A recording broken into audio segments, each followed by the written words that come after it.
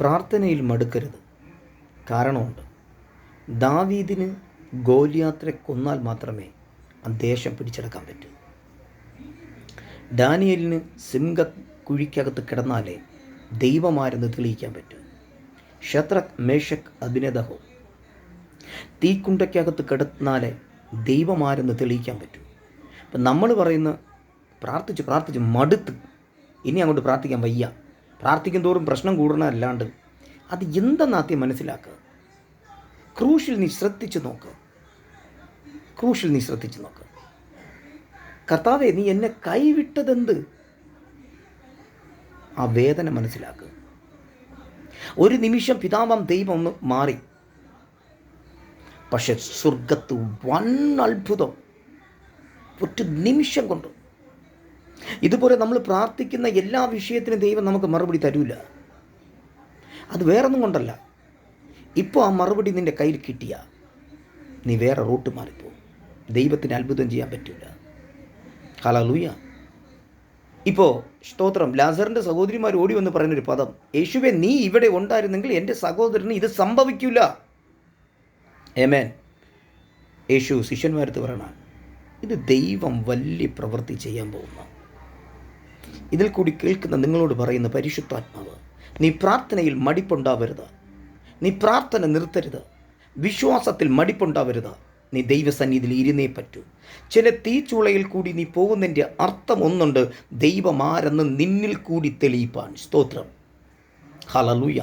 പരിശുദ്ധാത്മാവ് വ്യക്തമായി ഇതിൽ കേൾക്കുന്നവരോട് പറയുന്ന, പ്രശ്നങ്ങളുടെ കൂടെ നീ പോകുന്നുണ്ട്, പ്രശ്നത്തിനകത്ത് നീ ഇറങ്ങുന്നുണ്ട്, പക്ഷേ പരിശുദ്ധാത്മാവ് ഇല്ലാതെയാണ് നീ ഇറങ്ങുന്നത്. പല മനുഷ്യൻ്റെ വാക്കുകൾ നീ കേൾക്കുന്നുണ്ട്, പല വ്യക്തികളുടെ വാക്ക് നീ കേൾക്കുന്നുണ്ട്. ആ മന്ത്രവാദി ഇങ്ങനെ ചെയ്തു, ഈ മന്ത്രവാദി അങ്ങനെ ചെയ്യാൻ പോകുന്നു, നിൻ്റെ സഭയ്ക്ക് വിരോധമായി ഇന്ന ആൾ എണീക്കട്ടെ. നിൻ്റെ അകത്തിരിക്കുന്ന പരിശുദ്ധാത്മാവിൻ്റെ പവർ ഈ പ്രശ്നം കണ്ടു ഓടാനല്ല, പ്രശ്നത്തെ ജയിക്കാൻ. നീ ശ്രദ്ധിച്ചു നോക്ക്. ഗോലിയാത്ത് അട്ടഹസിച്ച് സംസാരിക്കുകയാണ്. എൻ്റെ ദേവന്മാർ ഇങ്ങനെ പറയുമ്പോൾ ദാവീദ് ഒരു പദം പറയുന്നുണ്ട്, സൈന്യങ്ങളുടെ യഹോവയായ ദൈവത്തിൻ്റെ നാമത്തിലാണ് നിൻ്റെ മുമ്പിൽ വരുന്നതെന്ന്. ദാവീദ് വിട്ടുകൊടുക്കുന്നില്ല. ശദ്രക്, മേശക്, അബേദ്നെഗോ 7 മടങ്ങും തീ കത്തിയപ്പോഴും ആ രാജാവിൻ്റെ മുഖത്ത് നോക്കി പറഞ്ഞത്, നിങ്ങൾ ഉയർത്തിയിരിക്കുന്ന ഈ ബിംബത്തിൻ്റെ മുമ്പിൽ ഞങ്ങൾ ആരാധിക്കത്തില്ല. തീയല്ലോ എവിടെയോ ഇട്ടോ. എങ്ങനെ തോന്നി ഇങ്ങനെ സംസാരിക്കാൻ? ദാനിയേലിന് വിരോധമായി കയ്യെഴുത്തുകൾ എഴുതി ഒപ്പുവെച്ച് സീലും വെച്ച് ഒരുത്തന് പൊട്ടിക്കാൻ പറ്റത്തില്ല. രാജാവിൻ്റെ അടുത്തും പറഞ്ഞു, രാജാവേ, നടക്കില്ല.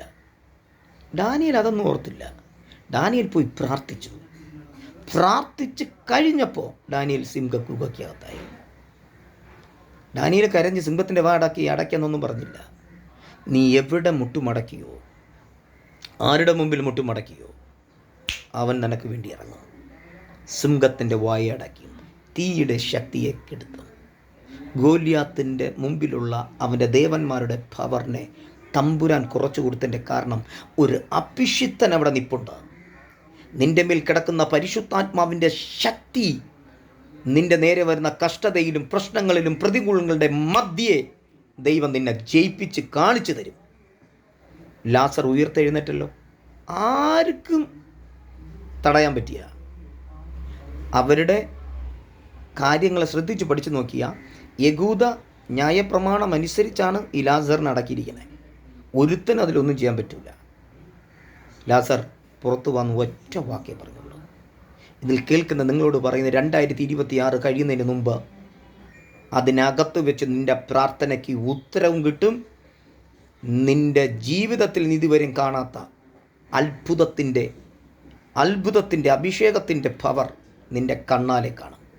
നിൻ്റെ സഭ വളരും, പുത്തൻ അഭിഷേകം നിനക്ക് കിട്ടും, പുതിയ ജനങ്ങൾ നിൻ്റെ ചർച്ചിൽ വരും, നിൻ്റെ വീട്ടിൻ്റെ സ്ഥിതി മാറും. കാരണം നീ പ്രാർത്ഥിക്കുമ്പോൾ നീ ഒറ്റയ്ക്കെന്ന് കരുതരുത്. നിൻ്റെ വീട്ടിലുള്ളവർക്ക് നീ ഒരു സംരക്ഷണകായി മാറണം.